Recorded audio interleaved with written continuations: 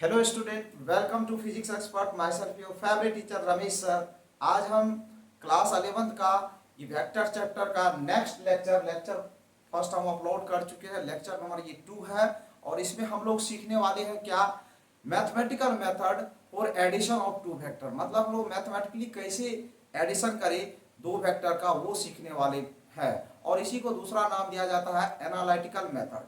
ठीक है, addition of two vector. तो हम लोग वेक्टर के बारे में बेसिक आइडिया पढ़े, वेक्टर क्या होता है, रिप्रेजेंटेशन क्या होता है, डिफरेंट टाइप्स ऑफ वेक्टर क्या होता है। उसके बाद हम लोग ग्राफिकल मेथड देखे एडिशन ऑफ टू वेक्टर का, जिसमें हम लोग triangle law of addition, parallelogram law of addition को सीखे प्रॉपर मैनर से, उस पर बेस्ड कुछ क्वेश्चन किए। आज हम लोग मैथमेटिकल मेथड से प्रूव करेंगे कि दो वेक्टर को ऐड करने के बाद जो रिजल्टेंट वेक्टर आता है उसका मैग्नीट्यूड कैसे निकाला जाता है और उसका डायरेक्शन कैसे निकाला जाता है। तो आप लोग ये वीडियो को शुरू से अंत तक देखिएगा।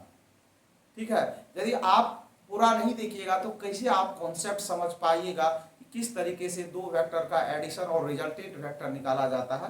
तो चलते हम लोग, मैम है टॉपिक का mathematical method for addition of two vector. ये डायग्राम है, ये पैरेललोग्राम है, देख लीजिए ओ ए सी बी एक पैरेललोग्राम है।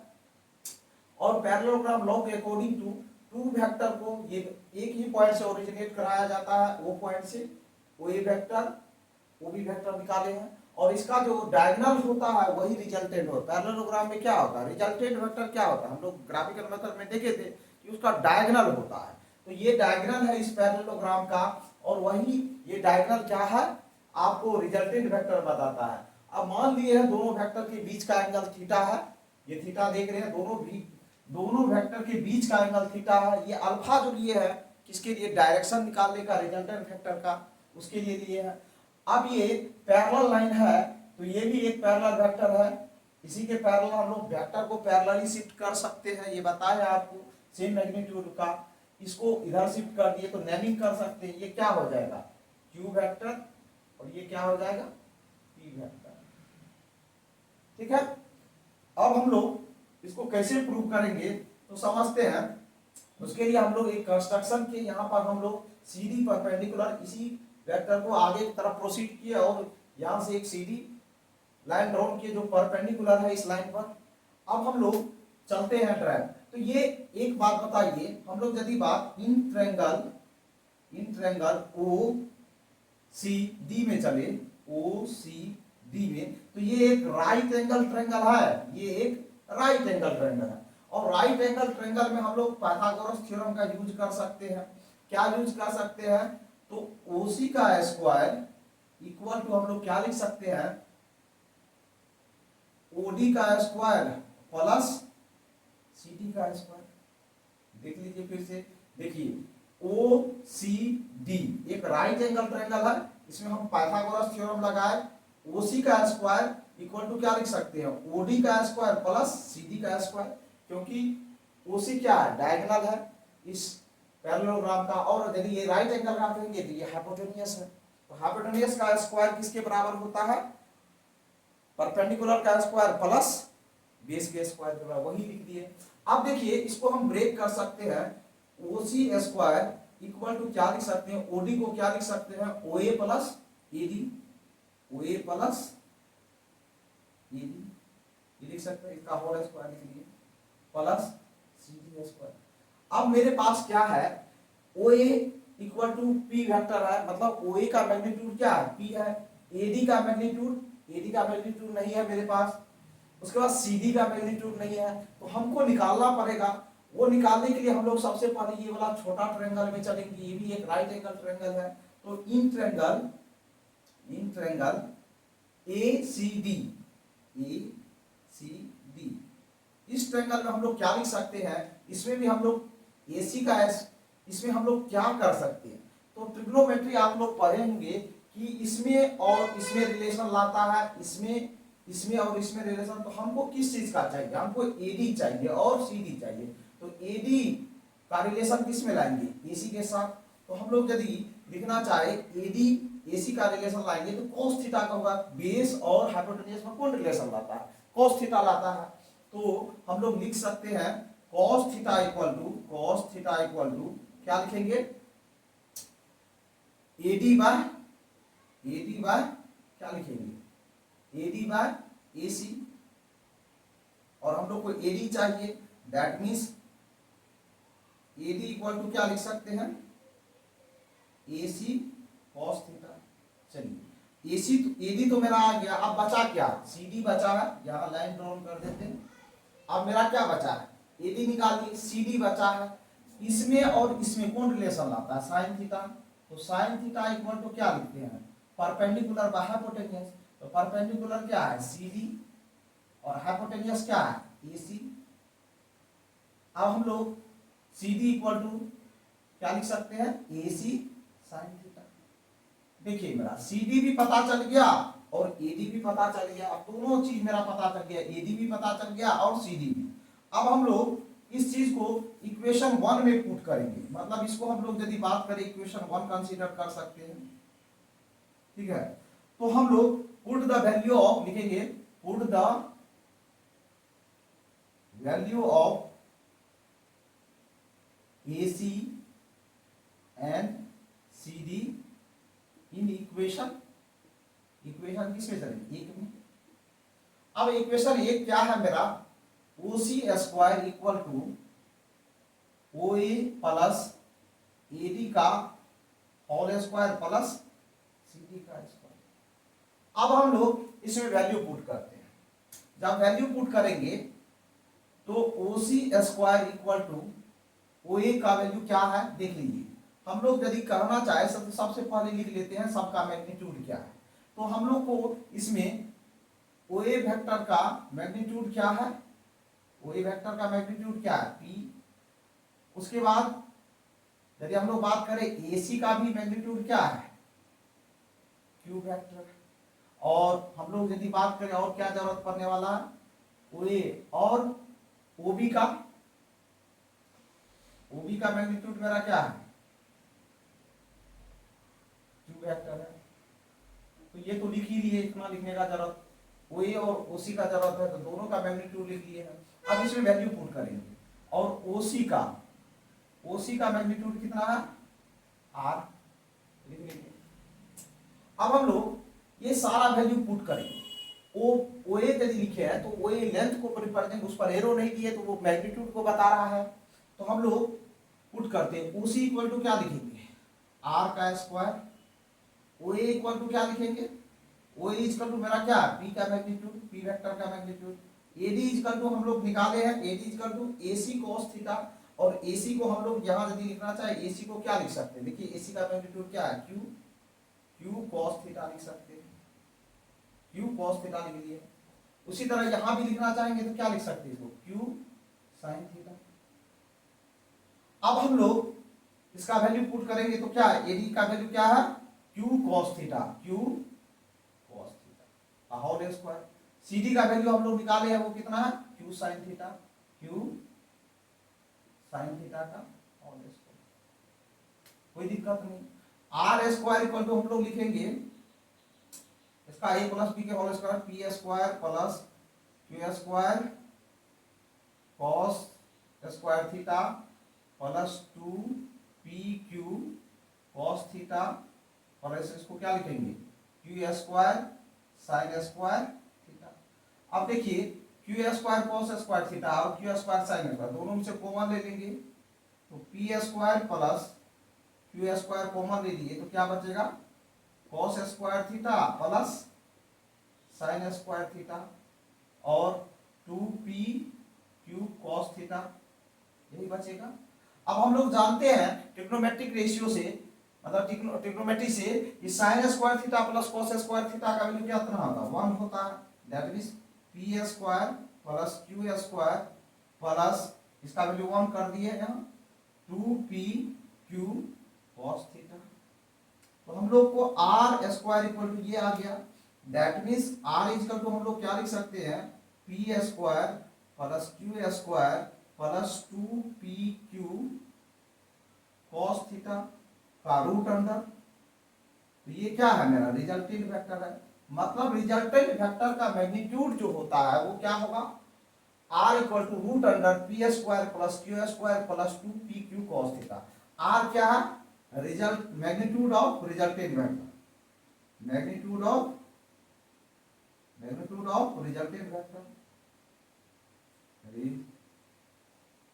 रिजल्टेंट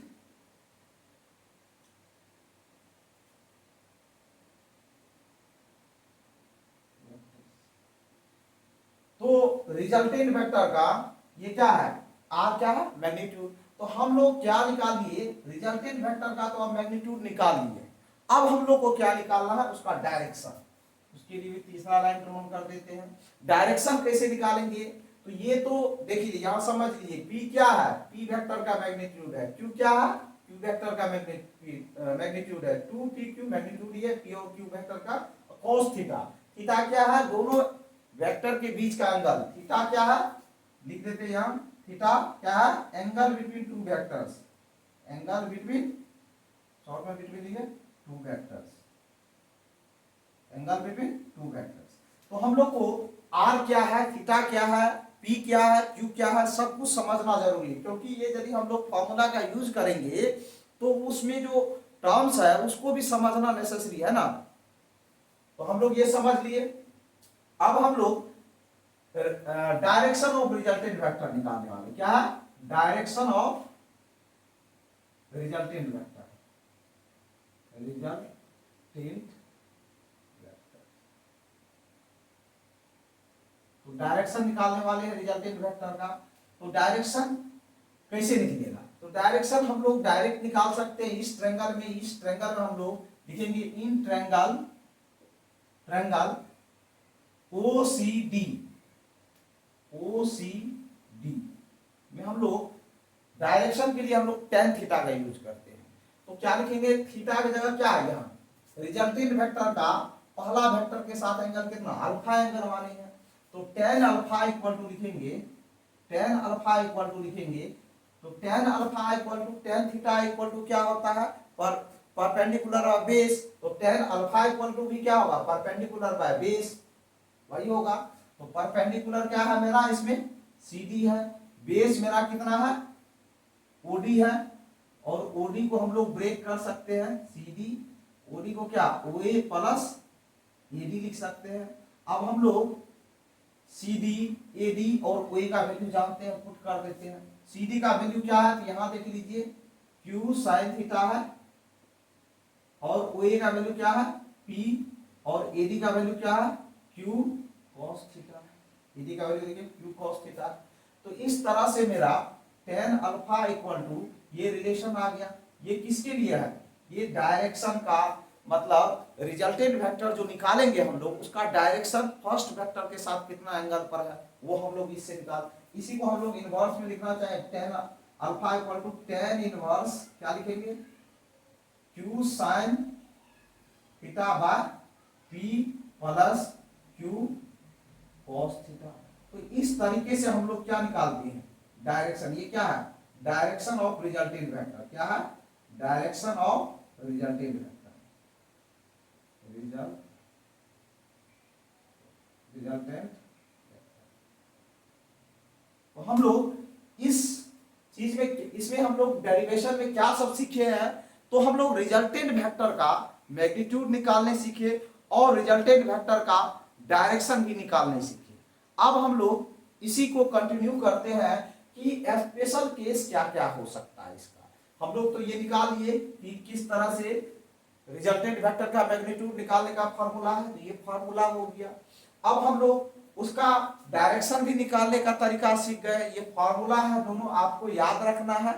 अब हम लोग इसी फॉर्मूला पर स्पेशल केस सीखने वाले हैं, तो उसके लिए चलते हैं आगे।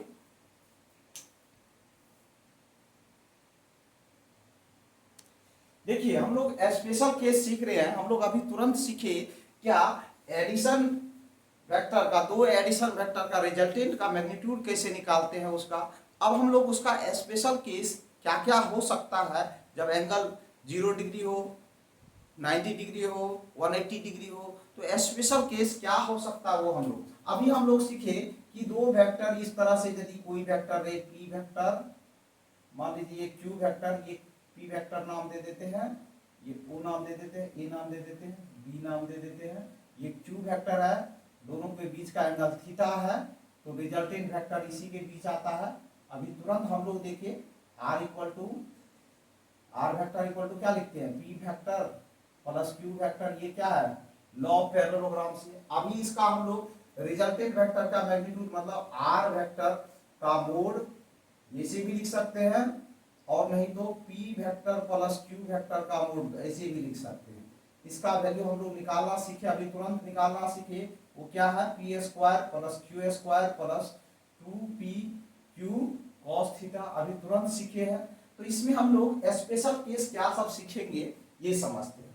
पहला स्पेशल केस कहता है कि if two vectors are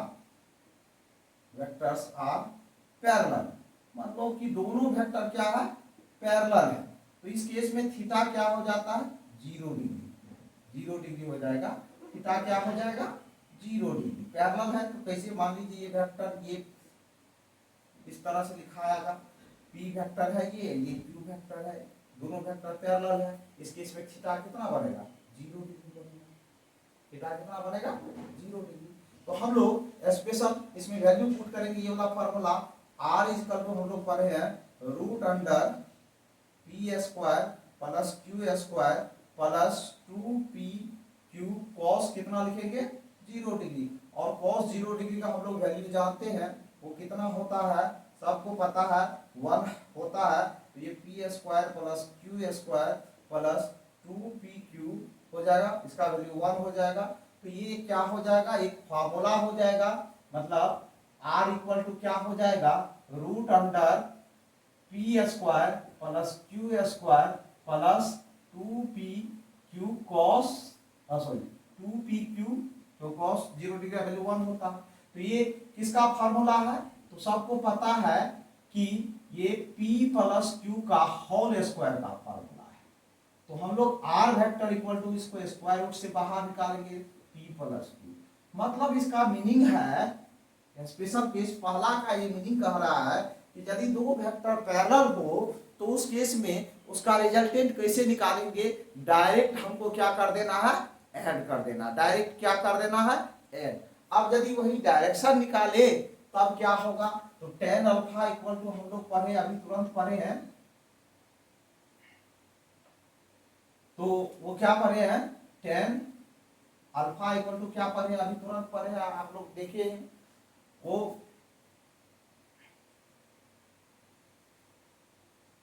q sine theta by p plus q cos theta, यही पढ़े हम लोग, पढ़े है ना। अब हम लोग यदि बात करें वैल्यू क्या हो जाएगा, तो हम लोग देखते हैं q sine 0 degree by p q cos 0 degree. अब यदि ये वैल्यू पुट साइन 0 डिग्री का वैल्यू कितना होता है, ये 0 हो जाता है, तो इसका मान कितना होगा 0, मतलब tan अल्फा इक्वल टू कितना हो जाएगा 0 डिग्री, मतलब अल्फा इक्वल टू कितना होगा 0 डिग्री, ये हो गया। तो दोनों के रिजल्टेंट के मतलब रिजल्टेंट वेक्टर का डायरेक्शन भी क्या हो, एंगल क्या हो जाएगा 0 डिग्री हो जाएगा, उसी लाइन पर होगा। कहने का मतलब है दो वेक्टर पैरेलल है तो रिजल्टेंट भी उसी डायरेक्शन में आएगा। अब दूसरा केस कहता है if two vectors are perpendicular, पर शॉर्ट में लिख देते हैं परपेंडिकुलर, ऐसे करके परपेंडिकुलर, मतलब थीटा क्या हो जाएगा यहाँ पर 90 डिग्री, तो रिजल्टेंट वेक्टर क्या हो जाएगा, रिजल्टेंट वेक्टर हम लोग जानते हैं P square plus Q square plus 2pq cos 90, और cos 90 का वैल्यू कितना होता है 0 होता है। तो हम लोग रिजल्टेंट वेक्टर इस केस में क्या हो जाएगा root under P square plus Q square plus इसका वैल्यू 0, इसका वैल्यू 0, तो ये क्या हो जाएगा 0 हो जाएगा। तो डायरेक्ट हम लोग क्या लिख सकते हैं resultant P square plus Q square, मतलब हम लोग वेक्टर p और q का क्या कर देंगे स्क्वायर रूट निकाल देंगे। परपेंडिकुलर वेक्टर का मतलब क्या हुआ, इस तरह से समझते हैं, परपेंडिकुलर मतलब दो वेक्टर, ये p वेक्टर है ये क्या होगा, क्यू वेक्टर होगा, इस तरह से परपेंडिकुलर होगा दोनों में। अब तीसरा केस पढ़ने वाले हैं, वो तीसरा केस क्या है, if two vectors are anti parallel. Anti parallel मतलब क्या हुआ, एक का एरो आगे है तो एक का पीछे है। Two vectors, if two vectors are anti parallel, anti parallel, ठीक है। तो थीटा कितना हो जाएगा 180 डिग्री, थीटा कितना हो जाएगा 180 डिग्री। तो उस केस में resultant vector r equal to क्या लिखेंगे, यहां से लाइन ड्रॉ कर देते हैं, बच्चा को दिक्कत ना हो, यहां से भी लाइन ड्रॉ कर देते हैं, दिक्कत ना हो। तो r vector equal to root under क्या लिखेंगे, p square plus q square plus 2pq cos 180 degree, cos 180 degree. तो 180 का वैल्यू कितना होता है, -1 होता है, P square plus Q square plus 2pq into -1। तो ये फार्मूला जनरेट हो जाएगा किसका, P square plus Q square minus 2pq। ये किसका होता है, A square minus B square का फॉर्मूला होता है। तो R vector equal resultant vector equal to क्या हो जाएगा, root under p minus Q का होल स्क्वायर, ठीक है। तो इसको यदि बाहर निकालेंगे तो ये क्या हो जाएगा, p माइनस क्यू। अब यहाँ पर मोड डाल लेंगे, मोड डालने का मतलब क्या हुआ, हो सकता है p वेक्टर वो ग्रेटर वेक्टर और q वेक्टर तो नेगेटिव भी आ सकता है। मान लीजिए q वेक्टर ज्यादा, मोड नहीं डालते, q वेक्टर का वैल्यू ज्यादा है, तो उस केस में क्या हो जाता, नेगेटिव आ जाता। तो नेगेटिव रिजल्टेंट कभी नेगेटिव नहीं होता है, तो रिजल्टेंट मैग्नीट्यूड कभी नेगेटिव नहीं होता है, इसीलिए यहाँ पर मोड डाला गया। मतलब जो ग्रेटर वैल्यू रहेगा वो माइनस स्मॉलर वैल्यू कर देना आपको। तो हम लोग देखिए कि यदि दो वेक्टर इस तरह से होगा, ये मानिए p वेक्टर इधर होगा तो q वेक्टर किधर, डायरेक्शन इधर होगा, दोनों के बीच का थीटा कितना होगा 180 डिग्री बना रहा होगा दोनों वेक्टर। तो हम लोग तीन स्पेशल केस देखे, मतलब एडिशन ऑफ टू वेक्टर पर, और उसका रिजल्टेंट का तीनों केस हम लोग समझे, वन बाय वन करके स्पेशल केस समझे। और इसका जो मेनली यूज है दो वेक्टर को ऐड करके उसका रिजल्टेंट वेक्टर निकालने का। मतलब देखिए ट्रायंगल लॉ ऑफ एडिशन से मात्र हम दो वेक्टर को ऐड करके उसका रिजल्टेंट निकालते हैं, ठीक है। अब दो से अधिक के लिए भी अलग रूल है, ठीक है, तो वो भी हम लोग सीखने वाले हैं। तो सबसे पहले हम लोग सीखे कि दो वेक्टर को ऐड करके किस तरह से रिजल्टेंट निकाला जाता है।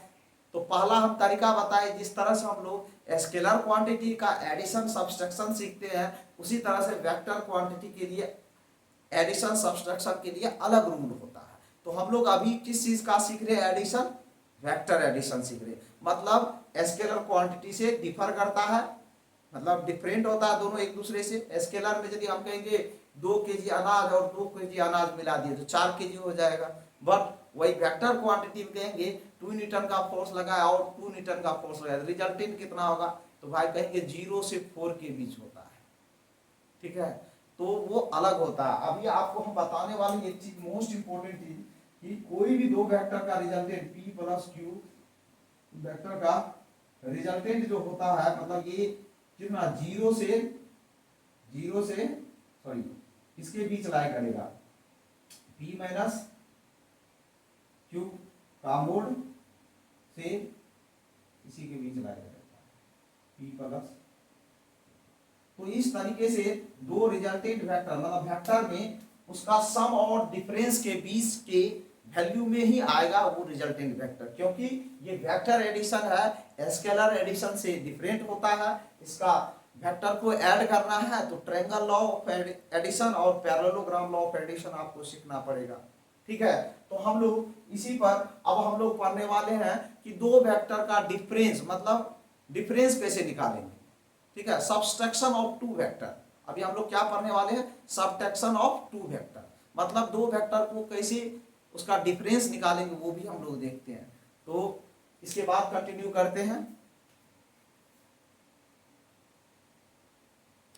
अब हम लोग कंटिन्यू कर रहे हैं सब्सट्रैक्शन ऑफ टू वेक्टर, मतलब दो वेक्टर का सब्सट्रैक्शन कैसे करेंगे। जिस तरह से एडिशन सीखे उसी तरह से सब्सट्रैक्शन सीखने वाले हम। तो समझते हैं इस चीज को। पहले हम लोग देखिए कि ये p वेक्टर है, और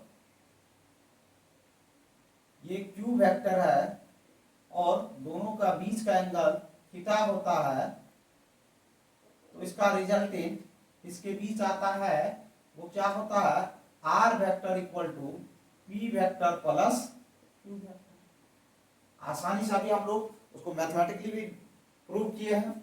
अब यदि ये कह दे कि डिफरेंस निकालना है तो भाई ये हम लोग क्यू वेक्टर को पीछे की तरफ शिफ्ट कर सकते हैं और इसको नेगेटिव वेक्टर लिख सकते हैं। मतलब नेगेटिव वेक्टर क्या होता है, सेम मैग्नीट्यूड का होता है बट अपोजिट डायरेक्शन। ये हम लोग नेगेटिव ऑफ क्यू वेक्टर लिख दिए। ठीक है, देखिए क्यू वेक्टर को हम लोग पीछे के तरफ शिफ्ट कर दिए, जिसको हम लोग कहते हैं नेगेटिव वेक्टर। मतलब negative vector are those vector which magnitude are same but direction are opposite. तो मैग्नीट्यूड वेक्टर, तो नेगेटिव वेक्टर लिखे तो इसका रिजल्टेंट हम लोग को क्या आएगा, इसके बीच आएगा। और इसके बीच का एंगल कितना हो जाएगा ये बताइए, थीटा। तो ये 180 माइनस थीटा हो जाएगा ये एंगल। तो इसका रिजल्टेंट हमको निकालना है, तो रिजल्टेंट क्या हो जाएगा, P vector plus negative of Q vector, यही होगा। तो इस केस में हम लोग ये निकालते हैं, सिर्फ डायरेक्शन क्या किया हम लोग, क्यू वेक्टर का नेगेटिव वेक्टर लिख दिए और उसका रिजल्टेंट निकाला। अब जो है ये दोनों वेक्टर के बीच का एंगल कितना हो जाएगा, 180 माइनस थीटा। और हम लोग अभी तुरंत पढ़े हैं कि आर वेक्टर इक्वल टू क्या होता है, P vector plus Q vector plus 2p Q cos cos theta. अब डिफरेंस निकालना है तो ये वाला एंगल यूज करेंगे, तो क्या लिखेंगे, कॉस 180 डिग्री माइनस थीटा। अब हम लोग जानते हैं कॉस 180 माइनस थीटा क्या हो जाता है, नेगेटिव ऑफ कॉस थीटा हो जाता है। ये ट्रिग्नोमेट्री में पढ़ना रहता है, P square plus Q square plus 2pq, इसको क्या लिखेंगे, नेगेटिव ऑफ कॉस थीटा। अब इसको सिंप्लीफाई करेंगे तो ये क्या हो जाएगा, मतलब p vector plus Q vector Q square vector plus 2p minus हो जाएगा, यहाँ पर माइनस हो जाएगा। देखिए यहाँ हम आर यूज किए हैं तो यहाँ आर डैश, ताकि आप लोगों को कंफ्यूजन ना हो। ठीक है, ये सब्सट्रैक्शन का है, तो ये पी क्यू कॉस थीटा हो जाएगा। मतलब दो वेक्टर का यदि डिफरेंस निकालना है और दोनों वेक्टर के बीच का एंगल पता रहेगा तो हम लोग इस फॉर्मूला से निकाल सकते हैं। तो ये डिफरेंस निकालने का फॉर्मूला था। ठीक है, अब डिफरेंस इसी पर कुछ एक मौखिक क्वेश्चन लेते हैं आसान सा। मानो ये डिफरेंस का रिजल्टेंट निकालने का फॉर्मूला हो गया, इसी को हम लोग क्या लिख सकते हैं, P vector minus Q vector का mod equal to root under क्या लिख सकते हैं, P square plus Q square minus 2pq cos theta. Theta क्या है, दोनों एंगल के बीच का, दोनों वेक्टर के बीच का एंगल है, ये पता है सबको। तो इस तरीके से भी इसको लिख सकते हैं हम लोग। अब हम लोग एक छोटा सा एक सिंपल सा क्वेश्चन लेते हैं और उसको सॉल्व करते हैं, किस तरह से एडिशन ऑफ टू वेक्टर निकाला जाता है, इस चीज को समझते हैं। तो एक एग्जांपल लेते हैं, मान लेते हैं, लेट करते हैं या कंसीडर पी वेक्टर का मैग्नीट्यूड कितना है, 5 यूनिट क्या है, और क्यू वेक्टर का मैग्नीट्यूड कितना है,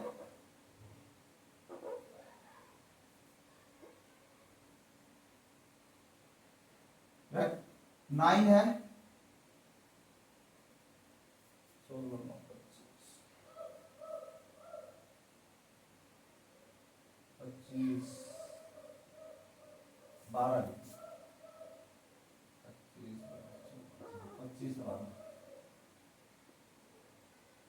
आसान देगा कैलकुलेशन। और दोनों वेक्टर के बीच का एंगल, मान लीजिए दोनों वेक्टर के बीच का एंगल थीटा इक्वल टू दे दे 90 डिग्री। तो कहेगा कि रिजल्टेंट वेक्टर इक्वल टू क्या होगा, रिजल्टेंट वेक्टर का मैग्नीट्यूड क्या होगा। ठीक है, तो अब हम लोग निकालने का फॉर्मूला अभी पढ़े हैं, आर इक्वल टू फॉर्मूला पढ़े हैं root under P square plus Q square plus 2pq cos theta. अब इसमें हम लोग वैल्यू पुट करने वाले हैं, तो p का वैल्यू कितना, 5 का स्क्वायर 25 और 12 का स्क्वायर 144 प्लस 2p का वैल्यू कितना 5, q का वैल्यू 12 और cos कितना लिखेंगे 90 डिग्री, cos 90 डिग्री। तो cos 90 डिग्री का वैल्यू कितना होता है 0 होता है।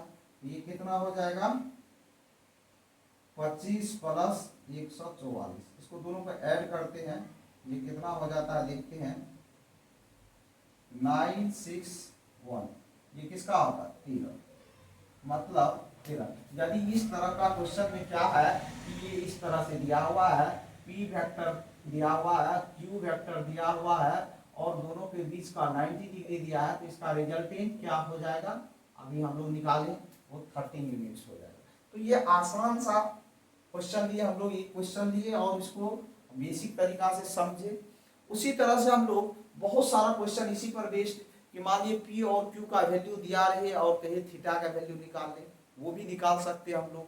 तो ये मान लीजिए दूसरा क्वेश्चन ये लेते हैं कि p का मैग्नीट्यूड 5 यूनिट है और q 5 यूनिट है और q वेक्टर का मैग्नीट्यूड कितना है 12 यूनिट है।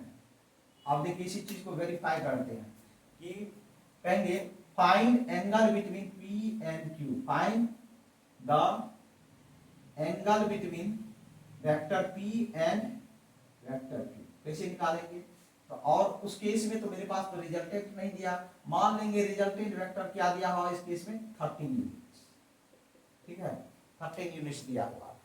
तो हम लोग दोनों वेक्टर के बीच का एंगल कैसे निकालेंगे, तो आर वेक्टर इक्वल टू पढ़े हम लोग, आर वेक्टर इक्वल टू क्या जानते हैं root under P square plus Q square plus 2p cos theta.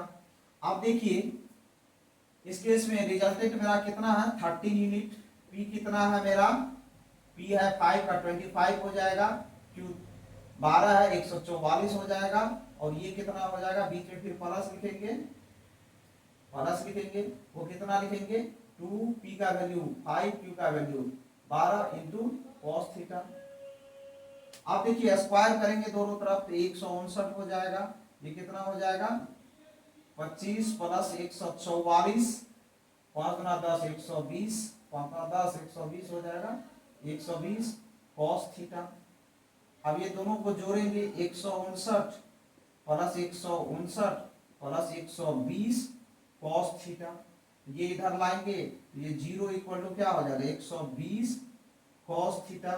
तो cos थीटा इक्वल टू क्या हो जाएगा 0, तो ये किसके बराबर cos 90 डिग्री के बराबर होता है।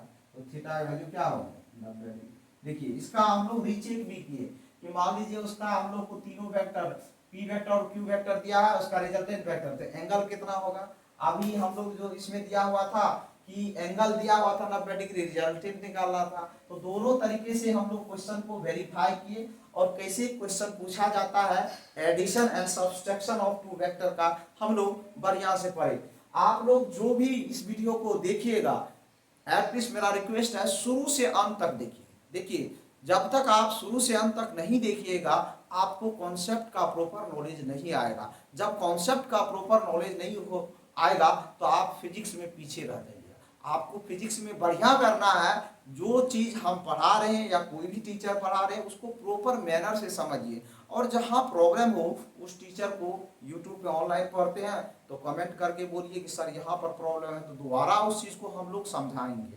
तो आप लोग इसी तरीके से ठीक है वीडियो को देखते रहिए और बहुत सारा प्यार दीजिए वीडियो को। और जो भी नए यूजर है, जो भी नए यूजर के पास मेरा वीडियो पहुंचेगा एटलीस्ट यदि वीडियो देखिएगा तो एक लाइक कीजिएगा और एक कमेंट भी कीजिएगा और एक सब्सक्राइब भी कर दीजिएगा, ठीक है।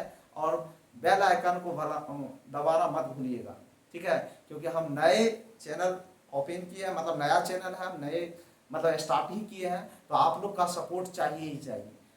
पहले स्टूडेंट का सपोर्ट रहेगा तो टीचर ग्रोथ करेगा और यदि टीचर ग्रोथ करेगा तो स्टूडेंट को भी वो उस मुकाम तक उसको पहुंचाएगा। उसका वही काम होता है। टीचर का काम क्या है कि जो भी बच्चे हैं वो पढ़ने वाले ना हो या पढ़ने वाले हो, दोनों को वो पढ़ाना चाहते हैं।